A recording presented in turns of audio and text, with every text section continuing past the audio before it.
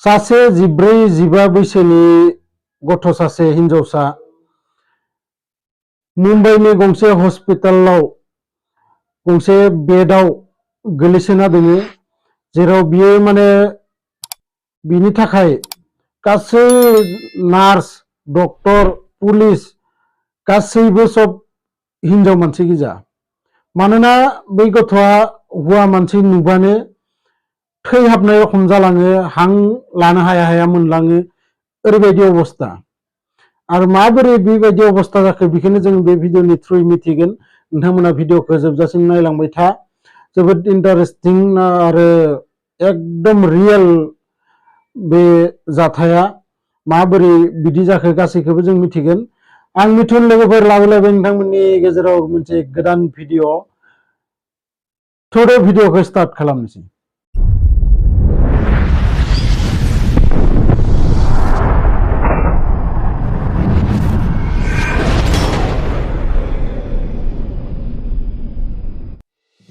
जिब्रै जिबा बैसोनि सासे गथ', हिनजावसा गथ',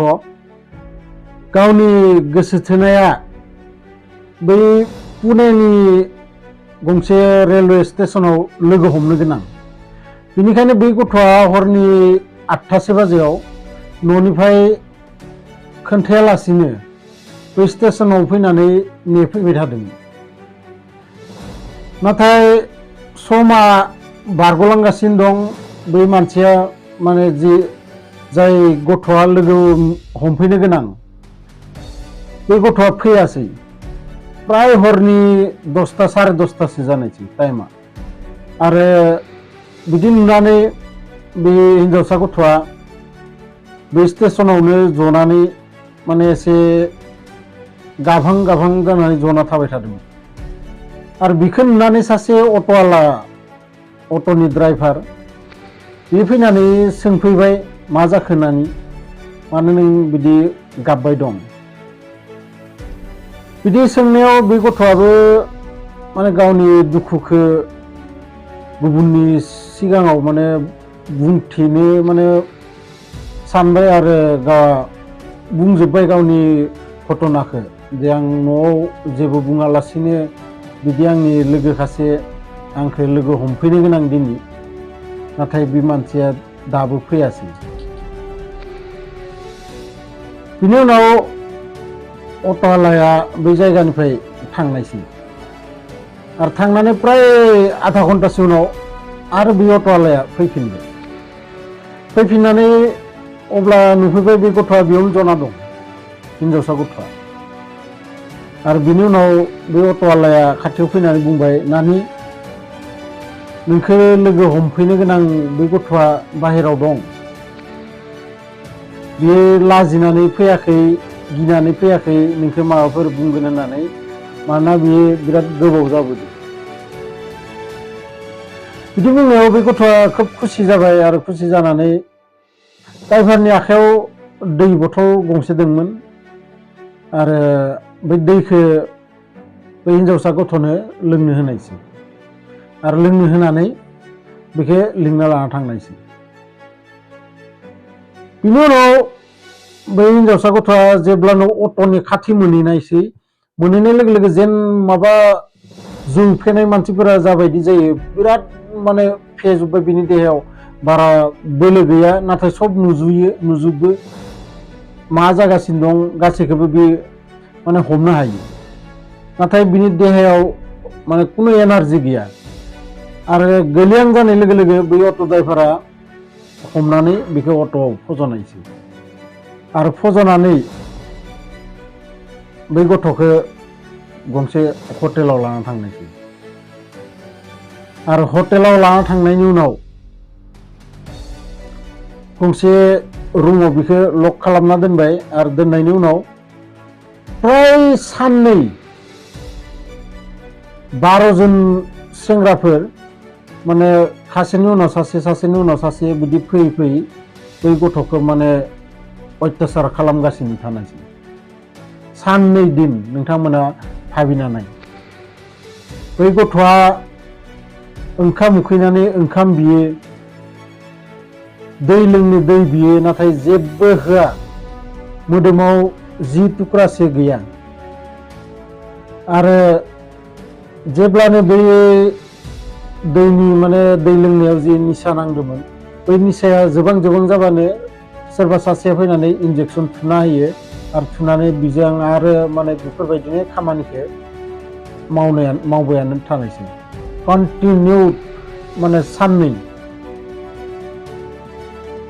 बिनि उनाव बे हिनजावसा गथ'आ जेब्लानो एसे थर मोनो खोब निमाहा बियो बिसोरनि सिगाङाव बिसोरखौ हेल्प बियो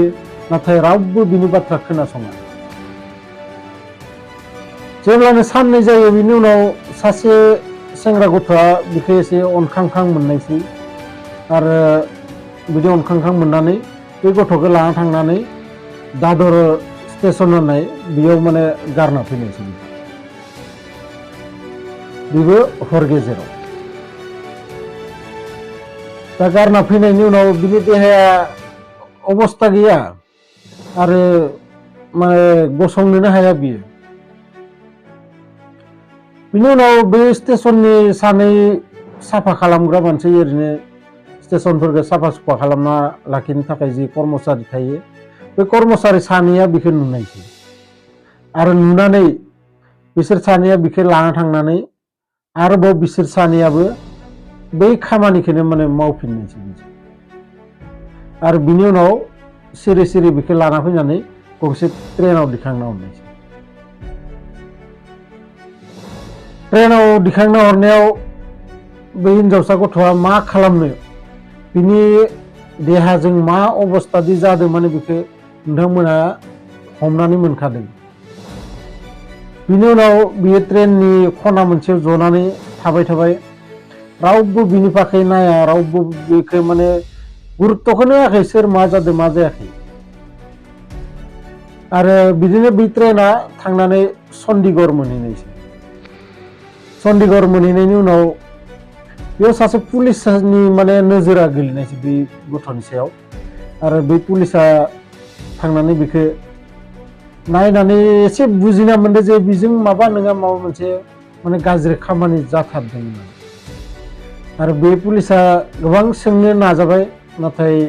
बै गथ'आ ओरैबायदि जानानै दङ बिनि गोसोआव सानदो बियो जे हौवा मानसि नुबानो माने गिनाय आरो बेबोथ' पुलिसबाबो बेबोथ' हौवा मानसिसो बेबो आंखौ लाना थांनानै उनाव मा थिग बैसोर बायदिनो आंखौ माबानो हानाय बेफोरबायदि खामानि मावनो हानाय बिनि थाखायनो बियो जेबो बुङासै जेरैनो जना दं ओरैनो जना थाबाय थानाय बिनि उनाव बेयो मिथिबाय आरो मिथिनानै बे पुलिसा मोजांमोन आसलते बे पुलिसा खोब मोजां मानसिमोन आरो बियो चाइल्ड वेलफेयारनि मोनसे गट दंमोन बेनि मानसिफोरखौ फन हरनायसै आरो फन हरनायाव बिनिफ्राय सासे हिनजाव मानसि बै जायगायालागै फैनायसै आरो फैनानै बे गथ'जों माने खोब नम्रयै सासे बिमाया सासे फिसाजोजों माबोरै बेबहार खालामनांगौ माबोरै रायलायनांगौ बिदि खोब मोजाङै रायलायनानै बै गथ'खौ बै जायगानिफ्राय लाना थांनायसै आरो लाना थांनानै गासै बाथ्राखौबो सोंख्ल'नायसै आरो सोंख्ल'नायनि उनाव जि बाथ्राखौ मिथिदो बै हिनजाव मानसिया बेयावनो माने ओरैबायदि गाबदों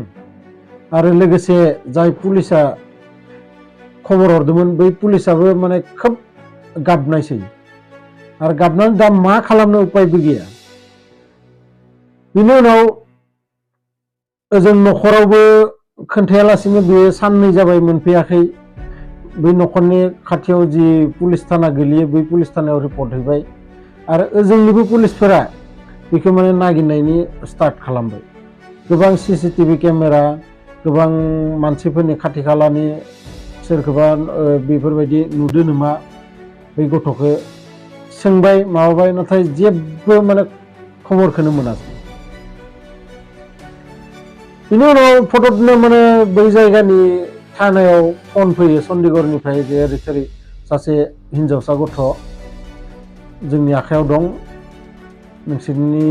जायगानि एलेकानि बिदि बुंनानै फन हरो आरो फन हरबाथाय बिखौ बे फनजोंनो गासै बाथ्राखौबो खोन्थायो गासै बाथ्राखौबो बुंजोबनायनि उनाव बै मुम्बाइनिफ्राय एर'प्लेनजों बेखौ माने चन्डीगढ़निफ्राय मुम्बाइआव लाबोनाय जायो आरो गंसे हस्पिटालाव एडमिट खालामनानै गासै स्टाफखौनो माने हिनजाव मानसि गोजा होनानै दोनो मानोना बियो हौवा मानसि नुबानो माने बिनि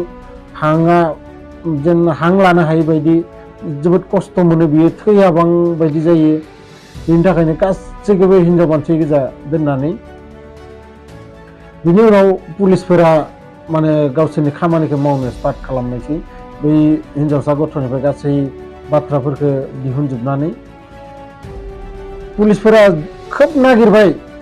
जेबो माने सुरागखौनो मोनाखैमोन